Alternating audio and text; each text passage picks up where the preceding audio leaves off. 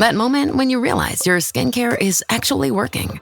That's Rodan & Fields, the #1 female dermatologist-founded skincare brand in the U.S.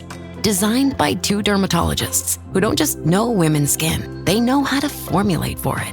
Rodan & Fields, love what you see. Tap the banner or visit rodanandfields.com/Spotify to get your exclusive welcome offer. Shopping is hard. I can never find anything in my size. I don't even know my size. I buy my clothes the same place I buy my groceries. There's a better way. Make it easy with Stitch Fix. Just share your size, style, budget, and done. Your personal stylist sends pieces picked just for you. That was easy. Stitch Fix. Online personal styling for everyone. Free shipping and returns. No subscription required. Get started today at stitchfix.com. Welcome back, True Crime Army. I am your host, Margot, and this is Military Murder, a show where I focus on crimes committed by military members and veterans. But don't worry, you don't have to know anything about the military to listen, I promise. You just have to be a true crime enthusiast, and if that's you, welcome home. Well, today's case is one that I have heard very little about in the decades since it happened. Whenever you talk about the Fort Hood shooting, you think of the 2009 rampage at the hands of Major Nadal Hassan. But did you know that just a few short years after that massacre, there was another large-in-scale shooting at the base? That's the case I'm bringing you today. My main source for today's story comes from a post-shooting investigation conducted by the Army, and the report redacted a lot of people's names. So with that in mind, I will not be using too many names. The perpetrator and the victims who are no longer with us will be named. Join me today as I tell you about a very dark day in Fort Hood history, where a perpetrator was able to drive around base shooting at unsuspecting victims. Until this day, the question remains, did the perpetrator snap when his permissive TDY took longer than expected to process? Was it all due to a mental break, or was it something else? This is the story of the 2014 attack at Fort Hood at the hands of Specialist Ivan Lopez. Now, let's dig in. Military murder is an independent project and is not endorsed by the Department of Defense or any military component. The views expressed are those of the host. The content of this podcast is not meant to be legal or medical advice. Warning, this episode contains graphic details of murder and is not suitable for young listeners. Listener discretion is advised.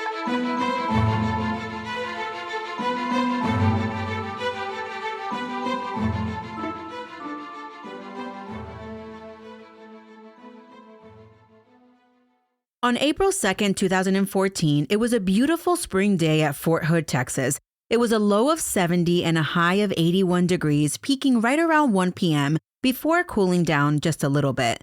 It was a little after 4 p.m. when the first gunshots rang out on base.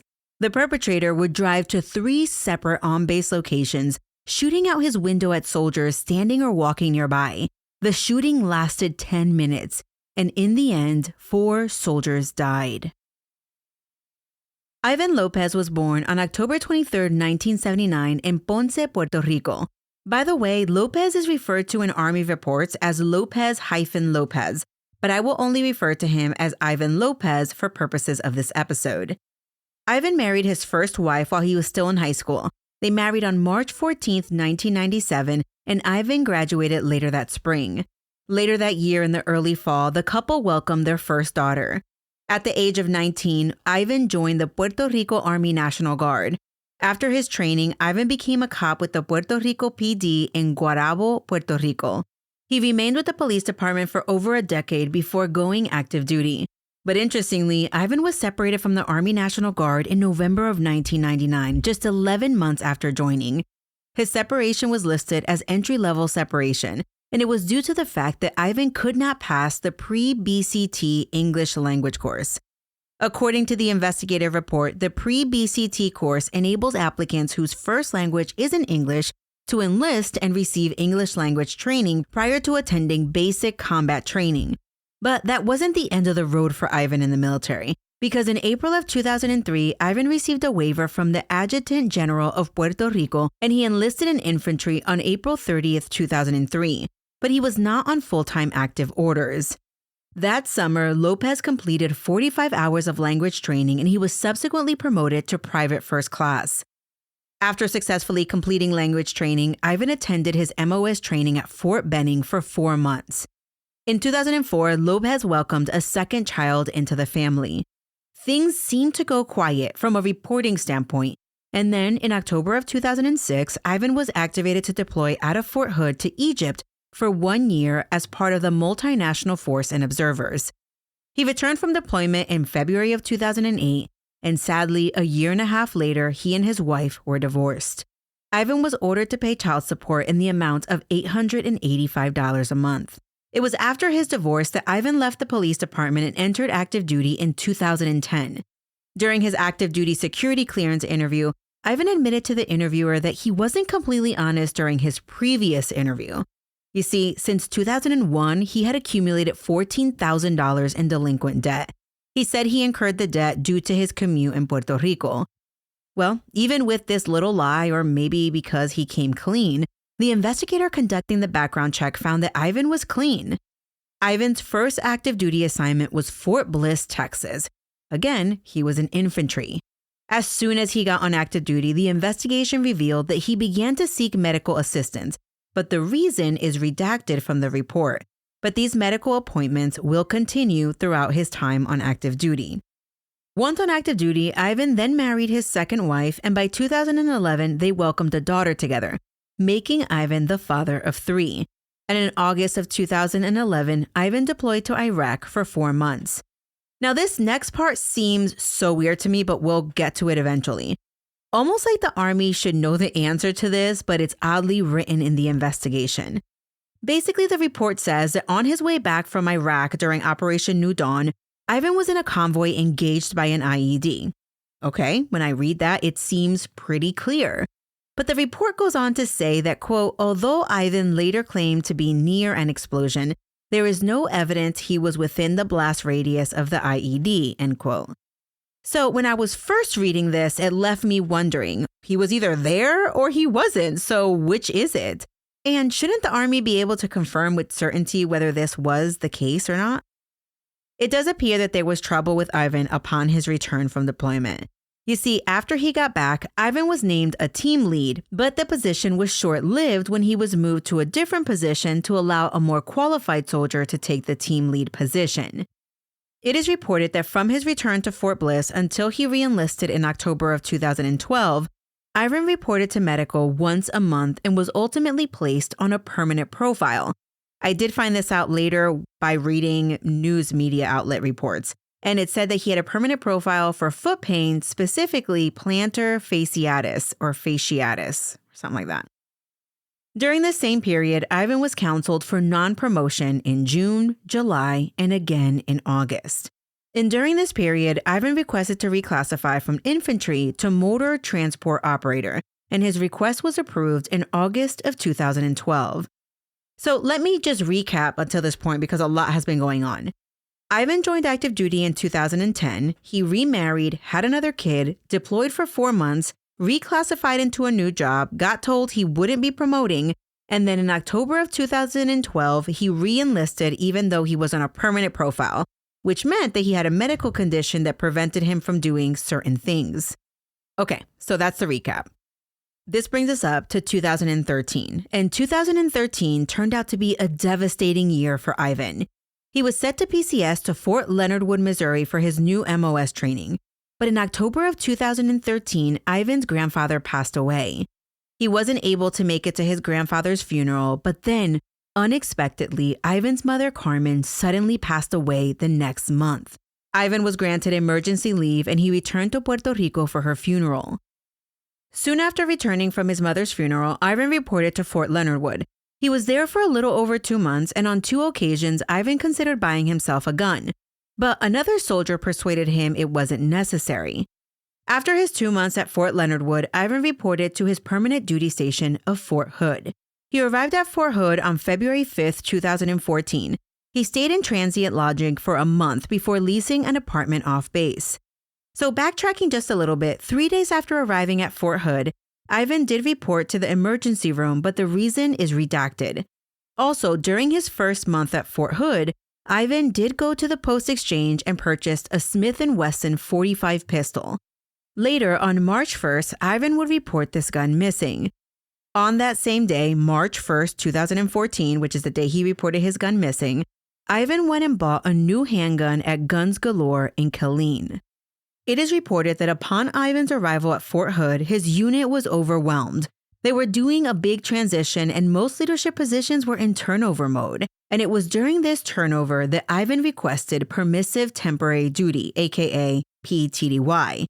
So permissive TDY is allowed in certain circumstances. For example, house hunting. It's a way to take days off of work on official status without having to dwindle your vacation days or your leave days as they are known in the military.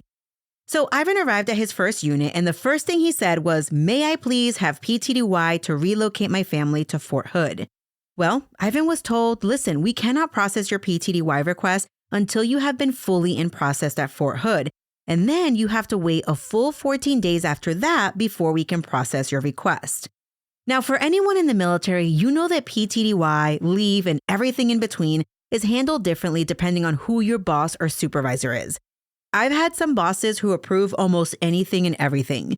I have had other bosses who have to cross-reference the office calendar to make sure that we have enough coverage in my absence. And I have had yet other supervisors who make me read the leave guidance every time I request it to make sure I'm processing it to the T, of course, because you want to be to the letter of the law. Anyway, really, this is one of those areas where it just depends.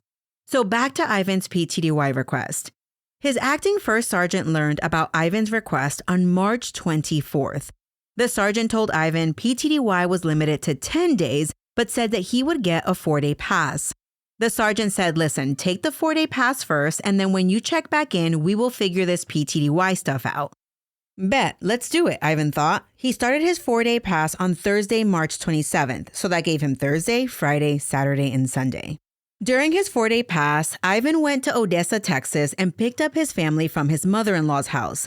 Then he swung by a Fort Bliss storage facility to pick up the rest of his belongings.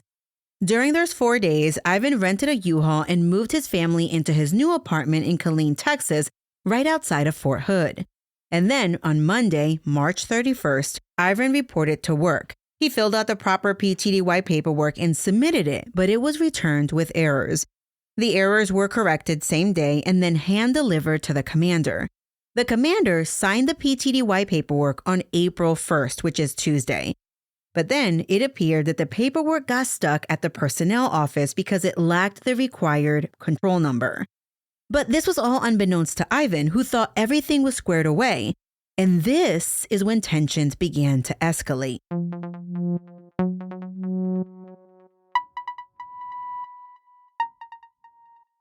Today's episode is sponsored by Acorns, and April is Financial Literacy Month, an entire month dedicated to taking control of your money. Because honestly, no one really taught me how to manage money growing up.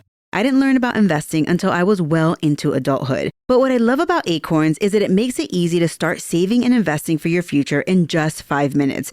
I know, April is an entire month, but you don't need an entire month to learn. You don't need to be an expert. Acorns recommends a diversified portfolio that matches you and your goals. You can start with just your spare change. And you don't need a lot of time. Setup takes just 5 minutes because I know that your time is precious. And if financial wellness has ever felt out of reach, Acorns makes it simple, giving your money a chance to grow without the overwhelm. Personally, using Acorns gave me the confidence to stop putting it off and just start. And that peace of mind is completely worth it. Sign up now and join over 14 million all-time customers who've already saved and invested over $25 billion with a B dollars with Acorns. Head to acorns.com/militarymama or download the Acorns app to get started today. Paid non-client endorsement. Compensation provides incentive to positively promote Acorns. Tier 1 compensation provided. Investing involves risk. Acorns Advisors LLC, an SEC registered investment advisor. View important disclosures at acorns.com/militarymama. Hello, Nigel here. I couldn't help noticing that you're still awake. Now, I'm an owl. I'm supposed to be up at night, but you need your sleep. So if it's your allergy symptoms that are keeping you up, here's a word to the wise. Try Xyzal. You see, Xyzal works fast to relieve sneezing, runny nose, itchy watery eyes, and itchy nose and throat. And it keeps going strong for 24 hours, so you can get your sleep and wake up refreshed and ready for a productive day ahead. Be wise, all. Take Xyzal at night. Use as directed. Starts working in 45 minutes. On Wednesday, April 2nd, Ivan arrived at work like normal. He went through his checklist and did everything he was supposed to do, and at some point, Ivan was told to go to the staff duty office to sign his PTDY paperwork. Ivan headed that way, but upon arriving, the staff duty officer told Ivan that his paperwork wasn't there and that it surely wasn't ready, or it was like something to that effect. Of course, Ivan was not a happy camper, but he took the opportunity to return his U-Haul. Meanwhile, Ivan is texting back and forth with people in his unit trying to figure out what was going on with his PTDY. At 12:34 p.m., Ivan returned to Fort Hood to figure things out, and that's when he learned that the PTDY had been signed but was awaiting an authorization number. At this point, Ivan was getting agitated. He was like, listen, I need to move my family into a new apartment because my old apartment was burglarized. But listen, it would later be revealed that Ivan had already moved his family into a new apartment and he was just trying to get days off. And also, he had never told anyone in his unit or leadership that his previous apartment had been burglarized until this day. So it was halfway during the duty day on April 2nd that Ivan first learned that his PTDY was actually no longer authorized because he had already had an established place to live. Now, technically, he wouldn't be allowed PTDY as per the regulation. When Ivan heard this, he was like, what? The battalion commander already approved it. What are you guys talking about?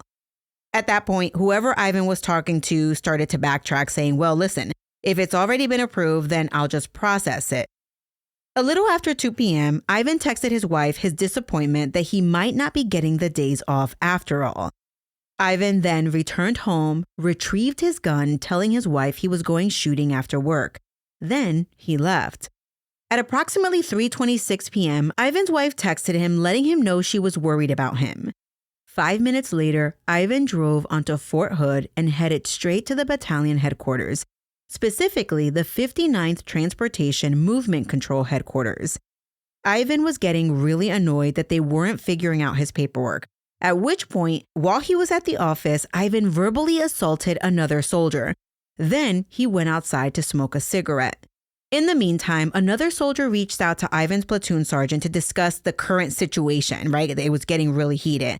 Basically, this platoon sergeant wanted to talk about Ivan's lack of professionalism when addressing another soldier, and at some point he said that Ivan might be facing a counseling for his behavior. At 4:15 p.m., that's when all hell broke loose. Ivan re-entered the battalion HQ. He approached an open office door and began shooting. Ivan wounded 2 people as 2 others ran for cover behind the door. As they closed it shut, the door did not stop Ivan though. Ivan continued to shoot through the door, but he continued walking. Ivan then proceeded towards the conference room where several people were hiding after hearing the gunshots. Sergeant First Class Ferguson pushed the door closed as it was being barricaded. Ivan couldn't enter, so he shot through the door. Ivan shot a total of 11 rounds in the headquarters building before exiting and returning to his car and taking off. And the pure chaos continued. As Ivan drove, he shot from his vehicle at random people in the street. And this is a part of the story that I really didn't even know about until reading the investigative report. As Ivan was driving, he saw someone standing on the left side of the road, and that's when he brought the car to a stop, rolled down his window, and shot a total of 3 shots. 1 shot hit the person as Ivan continued driving. Unbeknownst to anyone, Ivan was on his way to the 154th CTC mortar pool.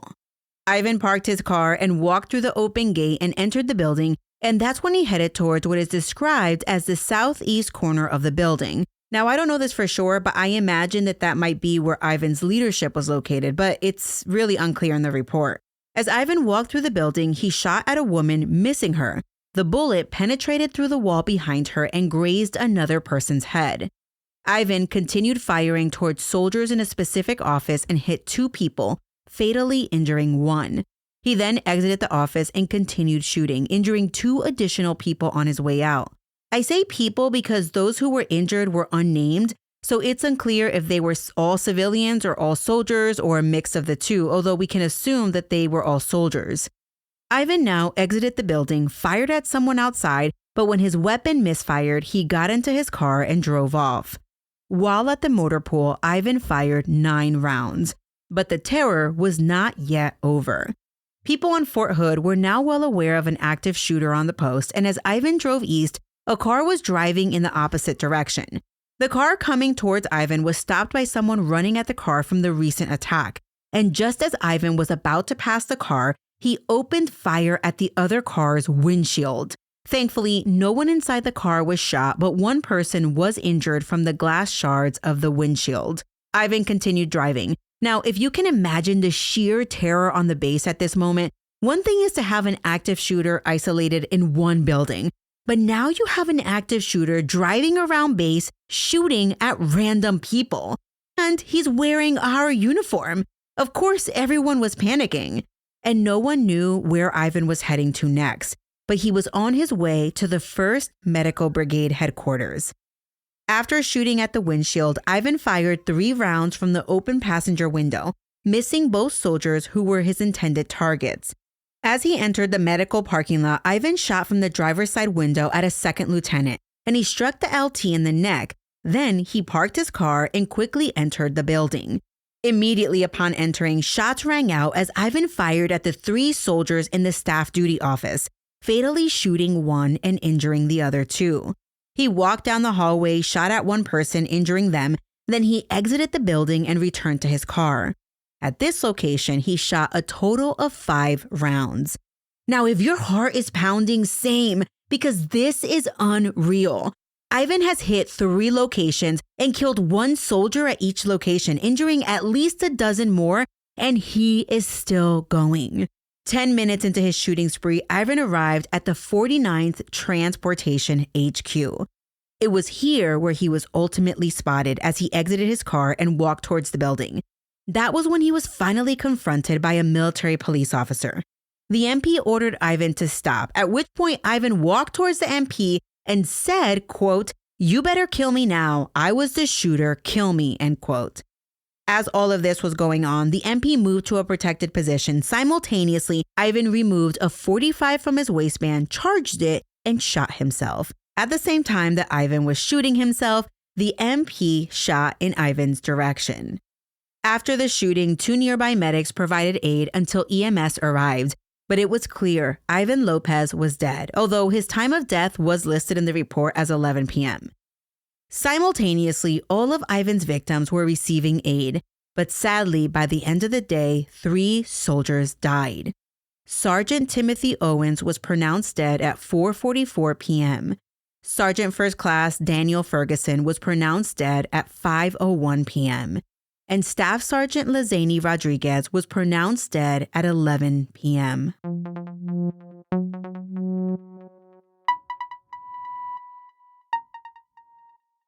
Subtle results, still you, but with fewer lines. Botox Cosmetic, out of botulinum toxin A, is a prescription medicine used to temporarily make moderate to severe frown lines, crow's feet, and forehead lines look better in adults. Effects of Botox Cosmetic may spread hours to weeks after injection, causing serious symptoms. Alert your doctor right away as difficulty swallowing, speaking, breathing, eye problems, or muscle weakness may be a sign of a life-threatening condition. Patients with these conditions before injection are at highest risk. Don't receive Botox Cosmetic if you have a skin infection. Side effects may include allergic reactions, injection site pain, headache, eyebrow and eyelid drooping, and eyelid swelling. Allergic reactions can include rash, welts, asthma symptoms, and dizziness. Tell your doctor about medical history, muscle or nerve conditions including ALS or Lou Gehrig's disease, myasthenia gravis, or Lambert-Eaton syndrome, and medications, including botulinum toxins, as these may increase the risk of serious side effects. For full safety information, visit BotoxCosmetic.com or call 877-351-0300. See for yourself at BotoxCosmetic.com.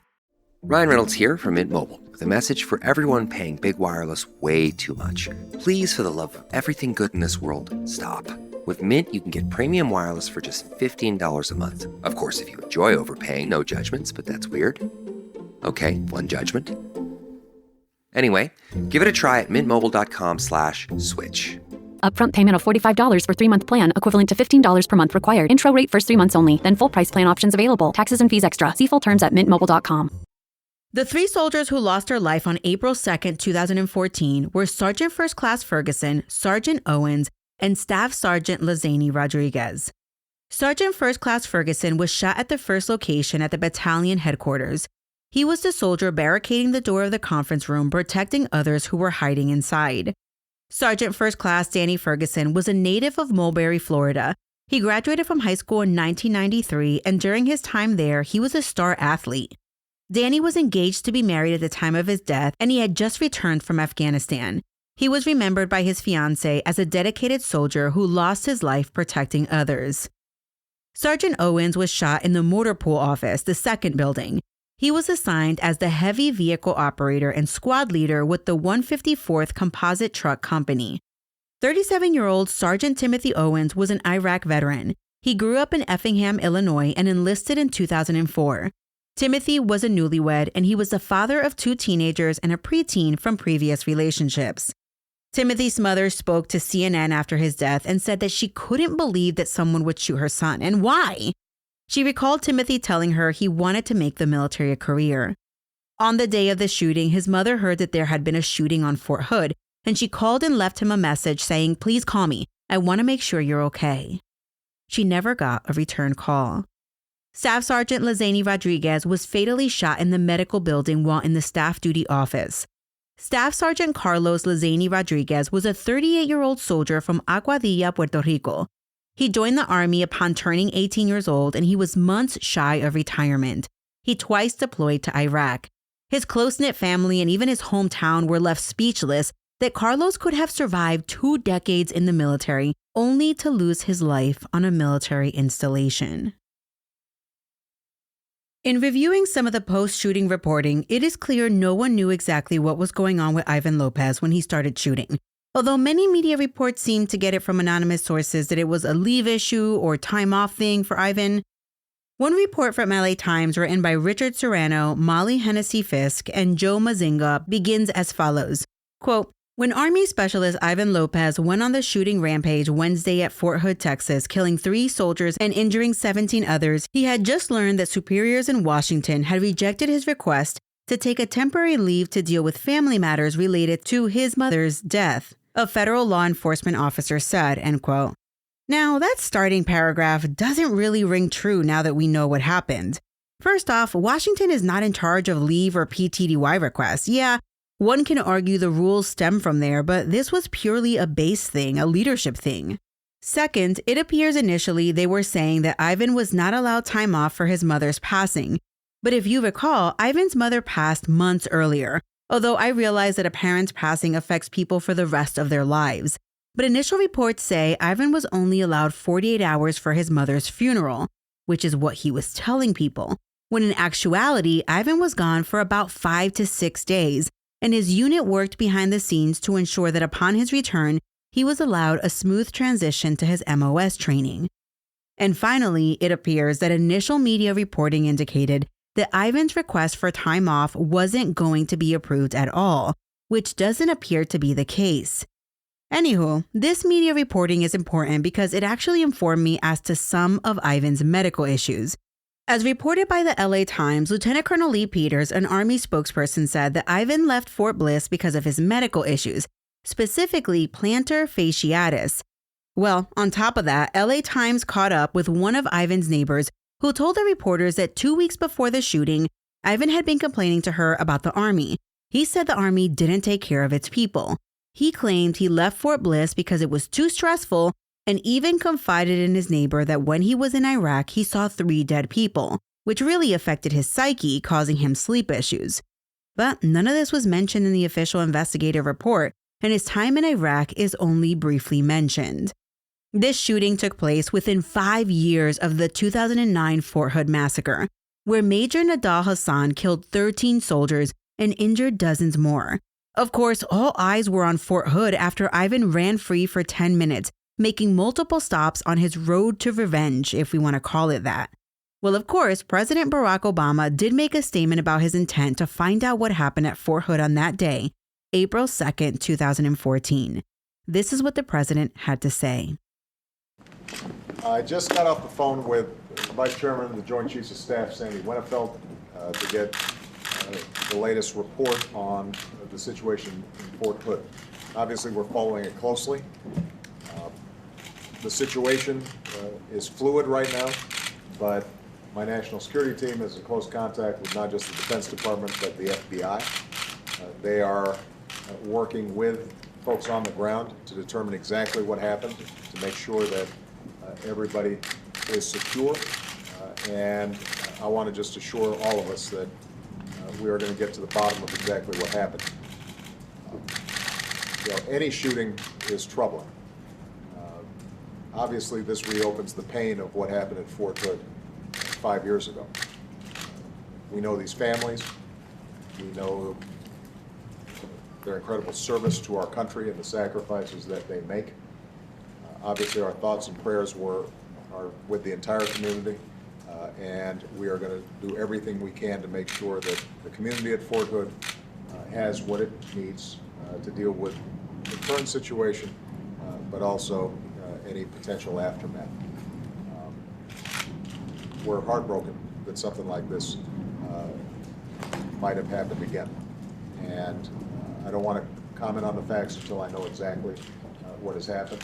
But for now, I would just hope that everybody across the country is keeping the families and the community of Fort Hood in our thoughts and in our prayers. The folks there have sacrificed so much on behalf of our freedom. That same day, a team of investigators were deployed to all of the locations where Ivan had been. They sent investigators to Fort Hood, of course, but also to Fort Bliss and Fort Leonard Wood.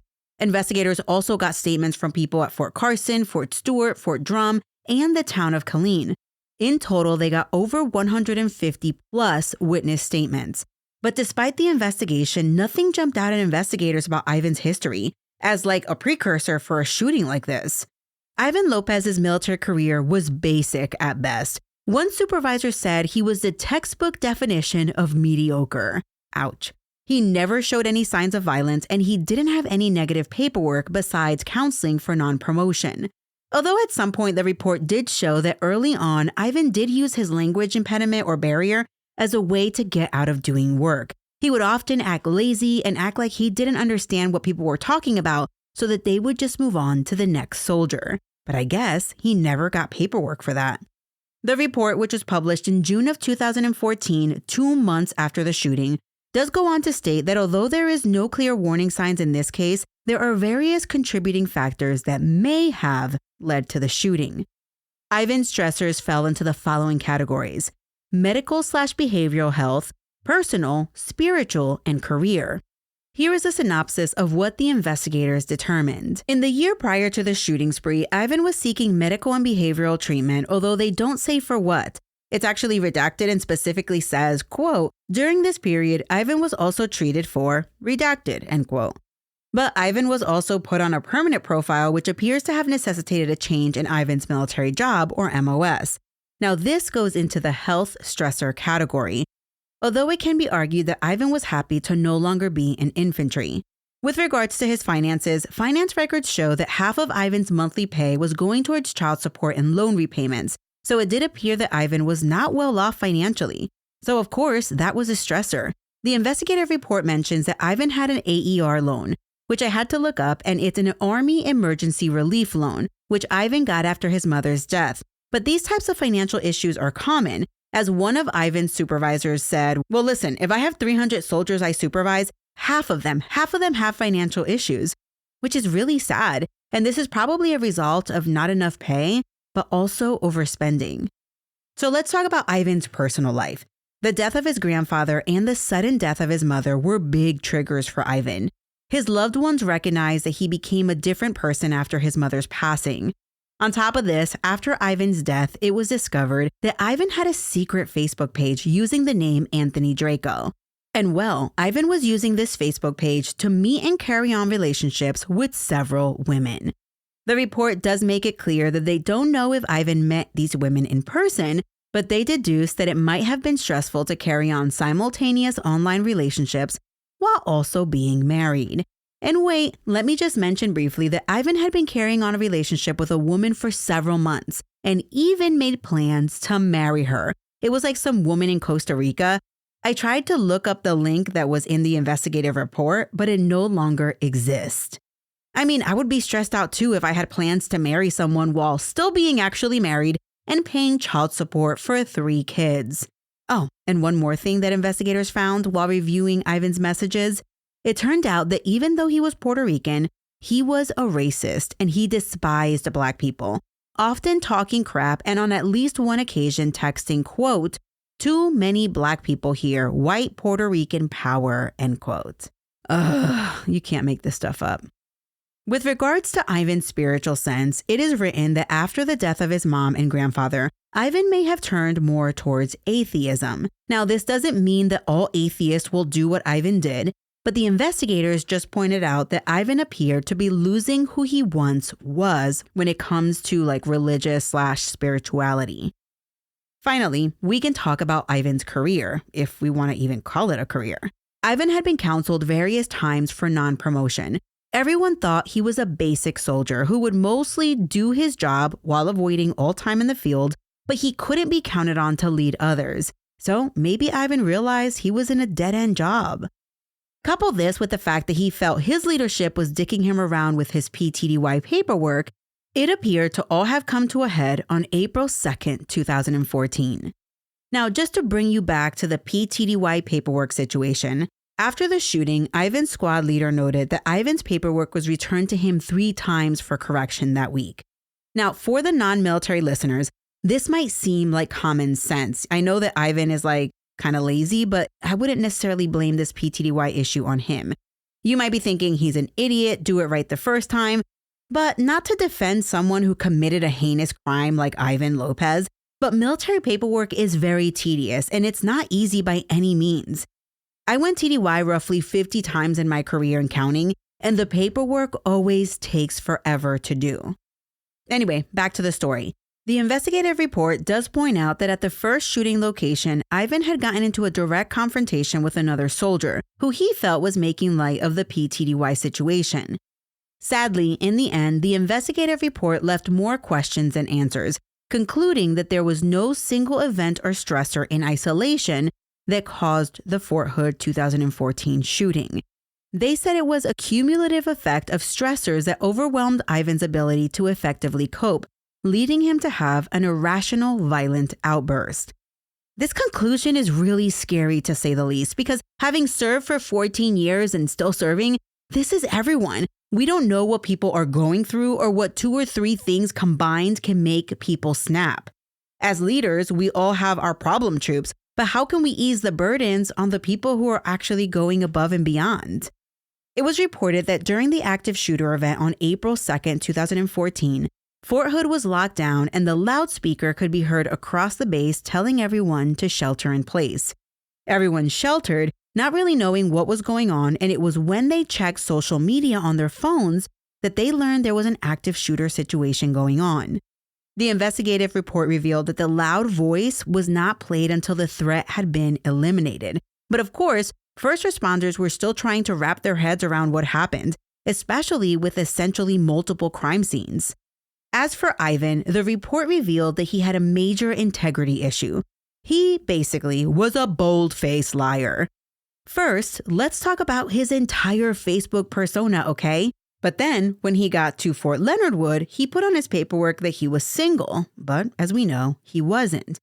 When he requested PTDY at Fort Hood, he made his superiors believe that his wife was still at Fort Bliss with his stuff, when in reality she wasn't. She was in Odessa with her mother.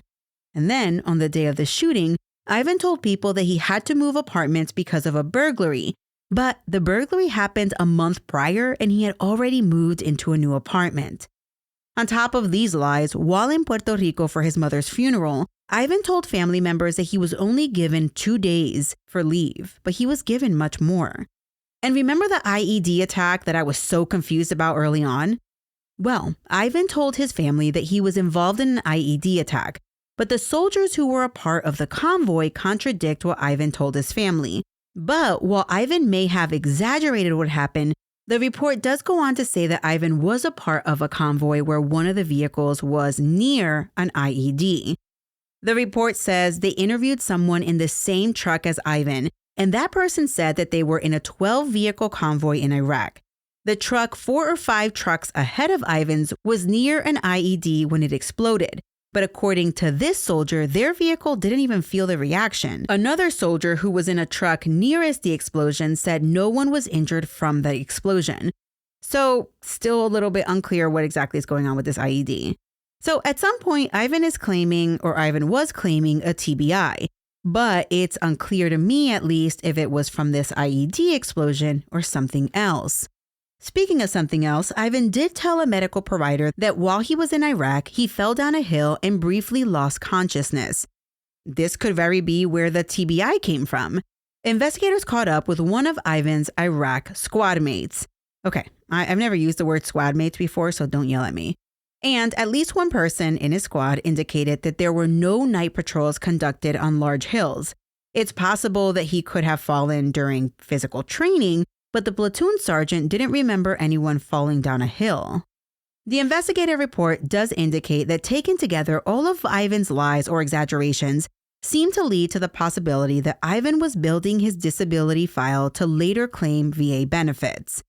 And I just want to say that there is a chunk of the investigative report dedicated to medical treatment provided to Ivan, but most of it is redacted. So it's like just big chunks of like black. It does appear that Ivan was seeking help for mental health issues with behavioral health, and there was not a warm handoff between installations, so there was a break of sorts. But of course, the investigators do not take the leap to blame anyone else for Ivan's actions. With regards to the house hunting PTDY issues, the investigative report does indicate that the issues with PTDY started long before April of 2014. It actually started while he was still at Fort Bliss. You see, Ivan had wanted to put in for PTDY to house hunt at Fort Hood when he got there after his training TDY. But while still at Fort Bliss, he was told that the PTDY should be sought at Fort Leonard Wood once he was there. Well, lo and behold, while at Fort Leonard Wood, Ivan asked about PTDY for house hunting at Fort Hood. He was told, get that when you get to Fort Hood. And well, we know how that went down when he arrived at Fort Hood. Regardless, the thing is that since he had gotten the 4-day pass, he did everything that he could have done on PTDY during those 4 days. So technically speaking, Ivan Lopez was no longer eligible for house hunting PTDY since he had already done all the house hunting things. I know, it's exhausting and confusing, and most of you are like, that's not fair. In any event, the thing in this particular case is that the battalion commander signed off on the PTDY request, and it was just waiting to be processed. The investigative report does acknowledge that PTDY processing is confusing and unclear, especially when it comes to soldiers going TDY en route to a PCS. In the end, when trying to figure out who, if anyone, besides Ivan Lopez could be held responsible for the shooting, the investigators concluded, quote, "We find insufficient evidence to conclude that leaders and medical providers at Fort Bliss or Fort Hood could have affected Ivan's decision to shoot his fellow soldiers. Any other conclusion is simply conjecture. They could not have foreseen his violent outbursts, and they acted appropriately given what they knew about his situation. We therefore find that their conduct, while not always optimal, was reasonable under the circumstances," end quote.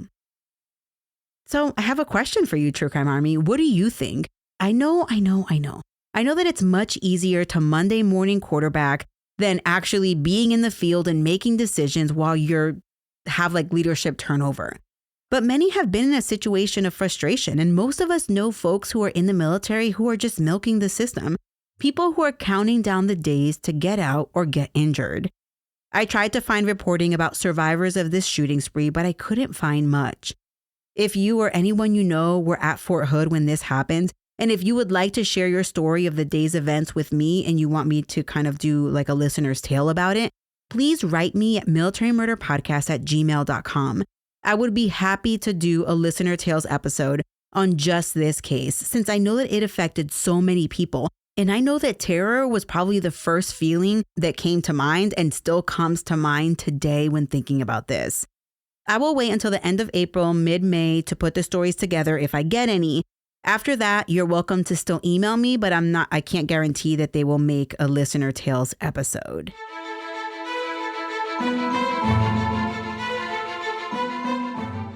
Thank you so much for all of your support, and for the 3 listeners who rated the show last week and left me fantastic words. I love your faces. Please, if you love the show and you haven't already, Stop right now and rate the show 5 stars wherever you're listening. And if you're feeling extra loving and generous, leave me some kind words. I really do love reading those. If you can't wait until next week for a new episode, be sure to check out my Patreon and Apple Premium subscription, where for $5, you get automatic access to 40 plus episodes. Shout out to my girl Elizabeth for researching this episode for me. Military Mama is a Mama Margot production. This episode was executive produced by Falcon 13, Jen, and Myrtle. Our newest Patreon associate producers are Michelle and Sundine. Our newest Patreon assistant producer is Raquel. The theme music was created by Tyops. Until next time, remember, you never really know what someone is capable of, so remain vigilant always. You have a fabulous week, and I'll keep digging to bring you another military murder story next week.